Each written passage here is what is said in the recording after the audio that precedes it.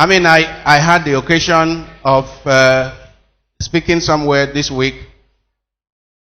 last week, and we were talking about people who foolishly make provision of houses for their children and grandchildren.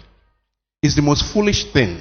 Reason: every child comes into this world with its brains, and the Lord has granted every child some ingenuity. When you provide everything your child needs, you know what happened? You stunt the growth of your child. You deny the world that unique gift that the child was to bring to the world. Do you hear me?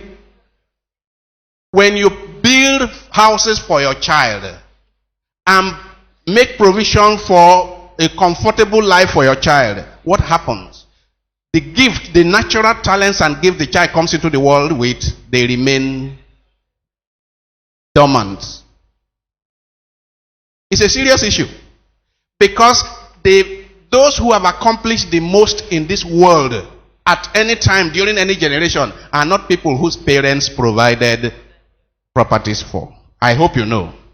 Today, properties of wealth is being created when a smart child, for example, in his father's garage takes a laptop and develops apps. They are among the richest people in the world, isn't it?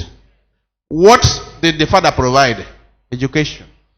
And the child uses what the child came into the world with.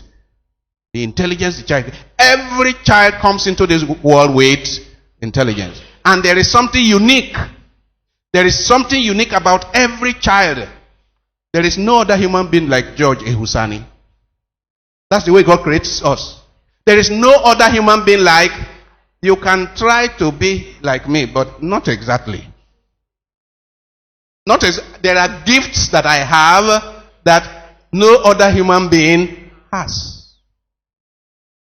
And there are gifts that each one of you came into the world with that I can't have.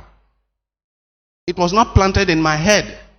So if my parents spoil me by providing everything for me, you know what it does? It not only denies me the opportunity of exploring and developing my talents. You know what it does? It denies the world the opportunity of getting what was supposed to come through each child.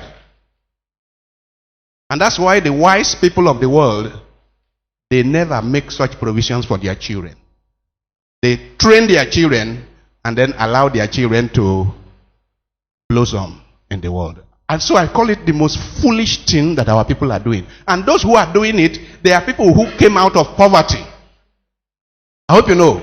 Who came out of poverty, and God showed his goodness by letting them achieve things. And they decide that, hey, me, I suffered in my life, my children will not suffer. Well, you suffered in your life and you became wise, isn't it?